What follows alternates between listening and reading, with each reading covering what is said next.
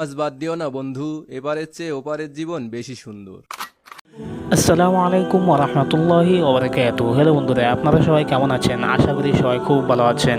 বন্ধুরা, আপনারা কি জানেন মুমিনের আলামত কি? তো চলুন শুনে আসি। হাদিসে এসেছে, আন আবি উমামাত আল বাহিল্লি রাদিয়াল্লাহু তাআলা আনহু قال রাসূলুল্লাহ সাল্লাল্লাহু আলাইহি ওয়াসাল্লাম মান সাররাতহু হাসানাতুহু ওয়া সাআতুহু সাইয়্যাতুহু ফাহুয়া মুমিন।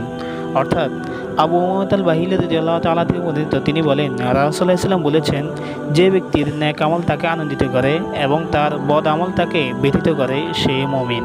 এই হাদিসটি মুসনাদ আহমদের মধ্যে বর্ণিত রয়েছে। বন্ধুরা, একটু চিন্তা করেন, আপনার নেক আমল কি আপনাকে আনন্দিত করে এবং আপনার বদ আমল কি আপনাকে ব্যথিত করে? যদি করে তাহলে আপনি খাঁটি মুমিন। বন্ধুরা, আমাকে সাবস্ক্রাইব করে তোমাদের বন্ধু বানিয়ে ফেলো। ইনশাআল্লাহ প্রতিদিন এমনই ইসলামের গুরুত্বপূর্ণ আলোচনা তোমাদেরকে শোনাবো। তো দেখা বন্ধু কোনো ভিডিওতে। আল্লাহ হাফেজ। আসসালামু আলাইকুম ওরহমতুল্লাহ।